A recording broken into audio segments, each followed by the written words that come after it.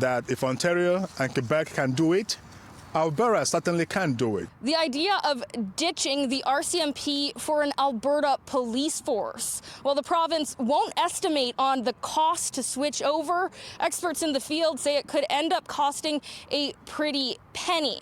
I asked Justice Minister Kaycee Madu about spending $2 million for a review during an economic downturn. Do you think that this is the right moment for this? I have no doubt in my mind that this is the right moment to embark on this particular study in light of all that is going on in our country at this point in time. Pointing to Alberta's alienation with Ottawa, particularly around rural crime, the UCP government is backing up its choice to examine a provincial police force with feedback from the Fair Deal panel. At this point in time in our history, that we pursue policies and programs that are going to ensure that we have less Ottawa, a bit more of the wishes and aspirations of our citizens. The review is going to likely look at things like cost, which the opposition NDP says has already been studied and will likely be a lot. But experts say it's all about looking at if citizens are better served by a provincial force. Layers of bureaucracy disappear, and you can get a much quicker response and a much more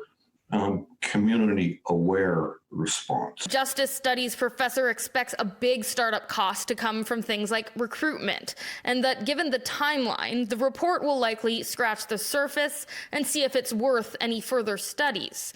The government is pointing to RCMP handling of Ottawa's gun laws and how they deal with so-called activists. From last year and earlier this year, Madu pointing to rail blockades. While other provinces saw protests that blocked tracks for weeks, Albertan protests lasted less than a day. we don't ever want to disrupt our supply chain. Well, Madu was quick to say he appreciated the work of officers on the front line. He points to the recent handling of the violent arrest of Chief Adams and the tight-lipped RCMP as another example of a system in need of a change. Now, it's just a review for now, with the results expected in late April 2021.